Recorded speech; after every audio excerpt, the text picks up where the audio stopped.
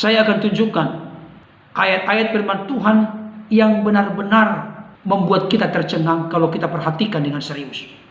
Saya yakin ini dasar-dasar yang dipakai, bahkan diyakini, dipegang teguh oleh Pastor Andrew Simon. Sekalipun saya belum pernah bertemu dengan beliau, tapi banyak sekali saya ikuti video-video beliau di YouTube. Bahkan di tengah-tengah pelayanan kami di tempat ini, kita mulai berdiskusi dengan teman-teman pelayan, dengan istri, dengan keluarga. Ini satu hal yang sangat fenomenal, dahsyat dan luar biasa, dipakai oleh Tuhan untuk kemuliaan Tuhan dan untuk menjadi berkat yang mendemonstrasikan kuasa Tuhan di tengah-tengah dunia pada saat ini. Saudara, saya bangga dengan beliau, sangat rendah hati. Ketika pemerintah setempat mengatakan untuk swab, dia swab, silahkan. Dia harus terlebih dahulu sebagai pemimpin rohani memberikan contoh dan teladan. Ketika sudah mulai muncul kerumunan, dia juga berkoordinasi dengan aparat kepolisian. Rendah hati sekali, beliau yang datang. Maka genaplah firman Tuhan yang berkata, sesungguhnya yang lebih besar di antara kamu adalah siapa yang menjadi hamba. Yang terkemuka di antara kamu, siapa yang menjadi pelayan. Jadi beliau terbesar, terkemuka, oleh karena beliau menjadi hamba dan pelayan. Doulos Kristus. Saudara dikasih oleh Tuhan. Saya akan buka untuk kita dari Matius pasal 4 ayat 23 sampai 25. Demikian bunyinya. Yesus pun berkeliling di seluruh Galilea. Ia mengajar dalam rumah-rumah ibadat dan memberitakan Injil kerajaan Allah serta melenyapkan segala penyakit dan kelemahan di antara bangsa itu. Saudara, pelayanan Yesus adalah pelayanan yang holistik. Pelayanan yang menyeluruh. Di sini ada mengajar, ada memberitakan Injil, ada melenyapkan segala penyakit dan kelemahan. Ada 3. Mengajar, memberitakan Injil, melenyapkan segala penyakit dan kelemahan. Berarti mengajar rasyid. Perlu dijernihkan, diluruskan pikiran, akal budi. Memberitakan Injil, berbicara tentang mengubah hati.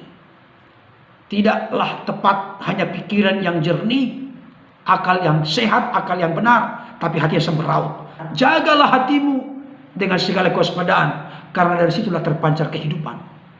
Jadi antara hati dengan akal budi sekalipun tidak terpisahkan, tapi di sini jelas Yesus mengajar berkaitan dengan rasul.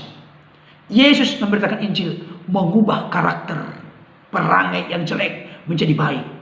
Yesus melenyapkan segala penyakit dan kelemahan berkaitan dengan kesembuhan. Pelayanan holistik berikutnya, Yesus memberi makan 5.000 orang, belum termasuk perempuan anak-anak. Memperhatikan kebutuhan jasmani. Kenapa Yesus memperhatikan kebutuhan jasmani? Karena Yesus pun mengakui manusia hidup bukan dari roti saja, tapi dari setiap firman yang keluar dari mulut Allah. Roti itu penting. Itu sebabnya Yesus melipat gandakan 5 gadul roti dan juga 2 ekor ikan. Sehingga yang makan 5.000 orang belum termasuk perempuan dan anak-anak. Itu pelayanan Yesus. Pelayanan holistik. Pelayanan menyeluruh. Ada di sana mengajar, ada memberitakan Injil, ada melenyapkan segala penyakit kelemahan atau kesembuhan, ada memperhatikan kebutuhan fisik, kebutuhan jasmani. Luar biasa sekali Bapak Ibu Saudara. Dampak daripada mengajar, memberitakan Injil, melenyapkan segala penyakit kelemahan. Ayat 24. Maka tersiarlah berita tentang dia di seluruh Syria, dan dibawalah kepadanya semua orang yang buruk keadaannya, yang menderita pelbagai penyakit dan sengsara, yang kerasukan, yang sakit ayan, dan yang lumpuh. Lalu Yesus menyembuhkan mereka. Saudaraku, ada karya yang dibuat oleh Yesus yang betul-betul bermanfaat bagi orang-orang di sekitarnya. Maka hal itu tersiar. Bukankah itu yang dialami oleh hambanya Pastor Andrew Simon? Sebelumnya memang tidak terlalu diperhatikan, dipedulikan, tidak terlalu dikenal oleh orang lain.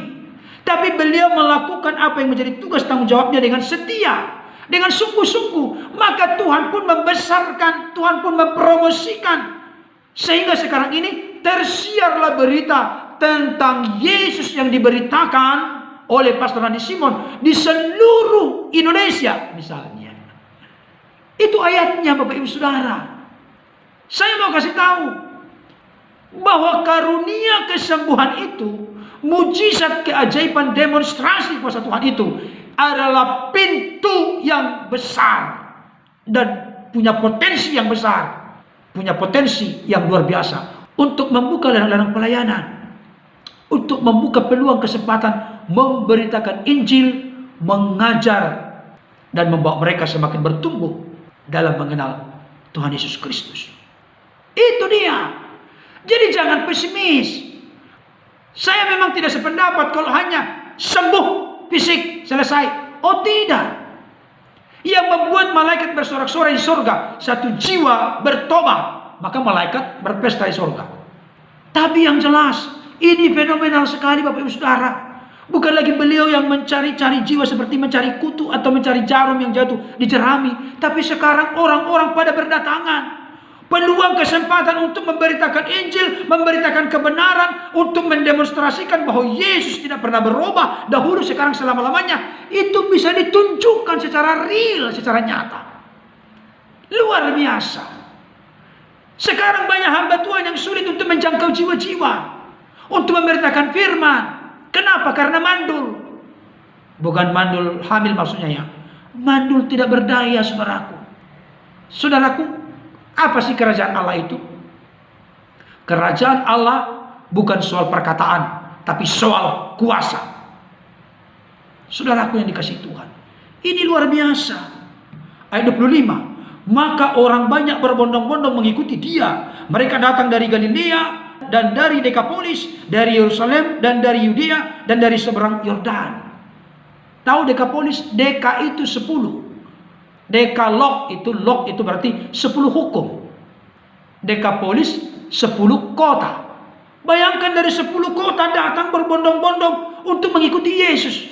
Yesus makin populer, makin tersiar. Dan saya kasih tahu, bukan itu maksud tujuan Yesus. Tapi bagaimana supaya hidupnya yang telah diutus oleh Bapa, firman turun menjadi manusia, berkarya 3,5 tahun di dunia ini, sehingga semakin efektif dan efisien, maka mujizat, tanda-tanda pun menyertai pelayanan Yesus. Ada banyak orang yang akhirnya berbondong-bondong mengikuti Yesus, dan kabar tentang Yesus makin tersiar kemana-mana. Saya mau kasih tahu, memang kita harus sadar betul-betul, bukan kabar tentang Pastor Randy Simon tersiar, sekalipun otomatis juga tidak bisa dipisahkan.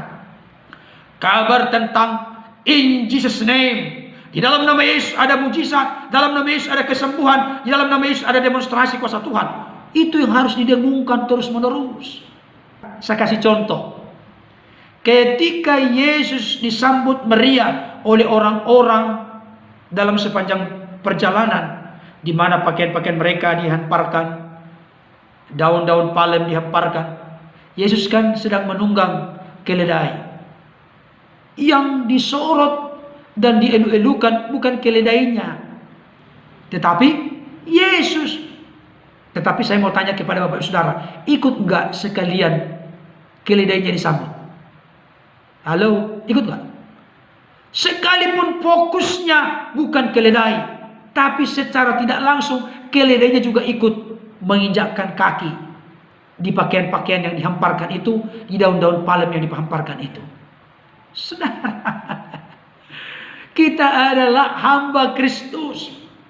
Kita juga turut dimuliakan, dihormati, karena firman Tuhan berkata dalam Yohanes 12 ayat 26, barang siapa melayani aku, ia dihormati oleh Bapa. Bapa sang pencipta langit bumi ini, dialah yang menghormati kita ketika kita tulus melayani dan menyatakan kuasa kehadirannya di tengah-tengah di mana kita Tuhan berikan kesempatan. Bapak Ibu Saudara, masih banyak lagi saudaraku ayat-ayat yang berkaitan dengan maka tersiarlah kabar tentang Yesus. Tapi saya akan bacakan untuk kita. Matius 9 ayat 26. Maka tersiarlah kabar tentang hal itu ke seluruh daerah itu. Apa itu?